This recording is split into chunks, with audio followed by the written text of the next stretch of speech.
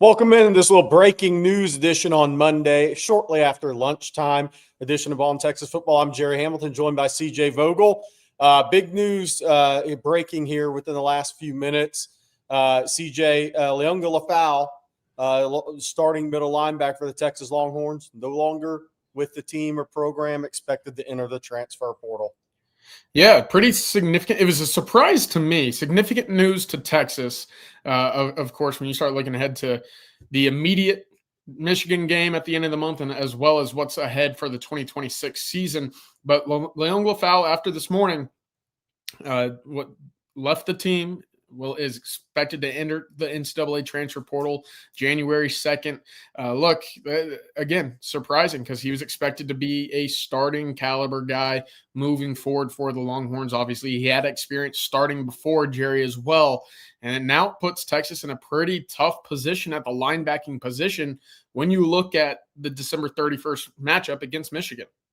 Yeah, let's start there, and then we'll get into some of our thoughts on Lefau, what that means moving forward for Texas. Texas now down to 3 scholarship linebackers for December 31st, and that is Anthony Smith, 50 tackles, 2 sacks, 2 forced fumbles this season. Bo Barnes and Jonathan Cunningham, both redshirted. Bo Barnes, 1 tackle. Jonathan Cunningham, 2 tackles on special teams. Then you have Brady Sarkisian, Marshall Landwehr. Landwehr had 6 tackles, mostly on special teams. Then you have Brad Spence, who played linebacker at Arkansas, has played exclusively more edge at Texas this year, 18 tackles, 3 sacks on the year. You almost feel like they're going to have to make a move with Spence. We don't know for sure for this game, but down to 3 scholarship linebackers, and Jonathan Cunningham has played some at start this year as well in practice. So it's really, we're down to 2 linebackers, scholarship linebackers, that have practiced all season at linebacker. Yeah, not good when you're playing a team like Michigan that runs the ball 60% of their snaps, right, Jerry? So that's going to be interesting. Right now, I guess my best guess for the linebacking rotation is you're going to see Anthony Smith. He's your number 1 guy at the linebacking spot. Then it has to be Brad Spence, just a veteran who's seen the field. The one thing you mentioned, he's seen 300 snaps this year, Jerry. Only 48 of them have come as a linebacker in the middle of the box, not on the edge or down as a defensive lineman. So that's going to be a change or an adjustment for him. And then Bo Barnes becomes your 3rd option. And that's a guy with only 24 snaps this year, right? I think we all think Bo Barnes is very talented. The sky could be the limit for him. But in terms of playing a team like Michigan, where reads and, understanding your keys up front are going to be so important against a run-heavy team like that, that's going to be a lot to ask for of the true freshman. Well, now we can safely say, even if Texas doesn't have a spring game per se, Bo Barnes, here's your spring game. It's just against Michigan. Some of these guys, that's really what we're getting down to with some of these bowl games right now. Maybe there's no need for a spring game because bowl games become your spring game, and then you actually have spring practice after your spring game. All right, let's turn to Lefau, because I do think we need to put this out there. This was a Texas decision. This is a Texas decision. We wish Liona Lefau the best. I think he's a very good player against the run in between the tackles. I think Texas was going to the portal for linebacker anyways. Now, I did want to put out, CJ, though, this seems to be on the Texas side of things. Yeah, absolutely. I totally agree with that as well. And, you start looking ahead to what that 26 season might look like. We know Anthony Smith was going to be a piece of that, and we had heard behind the scenes as well. Texas wanted to be a player in the linebacking market going into this offseason anyways, right? So read between the leaves there. Liona Lefau had already started at the season as a starting option, and then you see more and more and more of Anthony Smith as well, plus Trey Moore towards the back end. So we know Texas is going all in the portal this year. Linebacker seems to be no issue with that as well. Oh, and we haven't even talked about Tyler Atkinson, the 5-star out of Grayson, who's coming in with the expectations to see the field early on as well.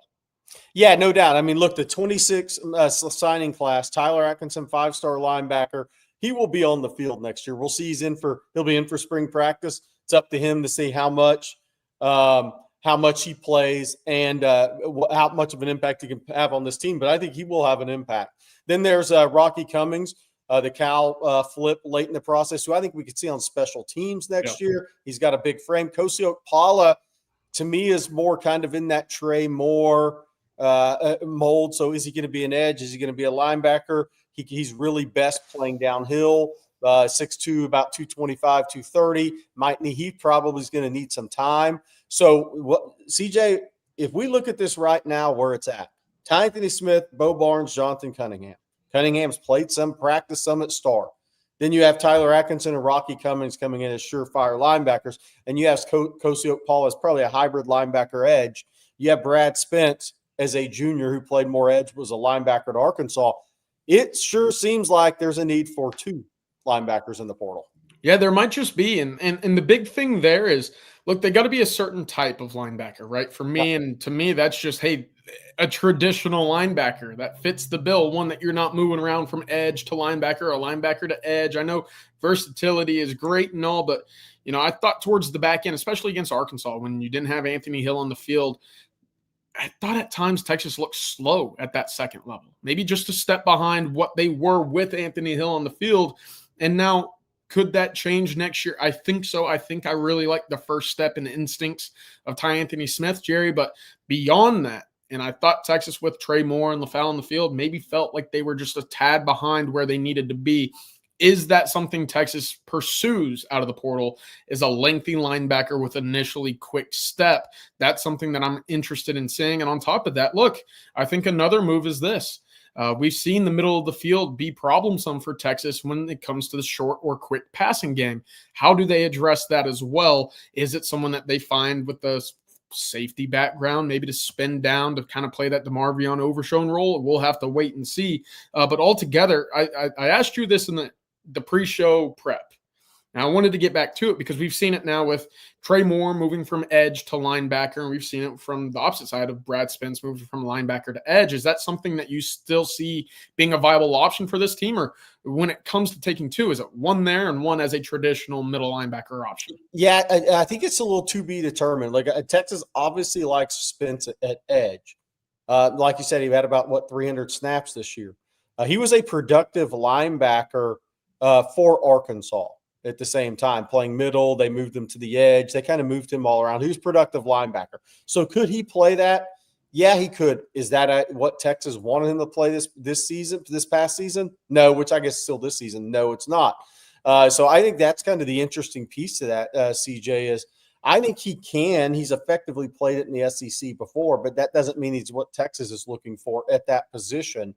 I think you hit the nail on the head on this, though. Another Anthony Smith type player, maybe a little thicker, can play in the middle more effectively against the run. I think that could be something Texas is looking for. I think Bo Barnes has a chance to be a really good player, but you can't go in if you took one linebacker out of portal. Not likely you're just going in the next season with a portal linebacker, Anthony Smith, Bo Barnes, Tyler Atkinson. You'll probably need one more guy. And where will that come from? Maybe an experienced player that could be a backup. So I think that is the question. Texas definitely going to the portal for 1. Will they go for 2? We'll see. Let's reset the show. We've had a lot of people join in this live stream. The reason for the live stream, obviously, Liona Lefau no longer with the Texas program, expected to hit the transfer portal.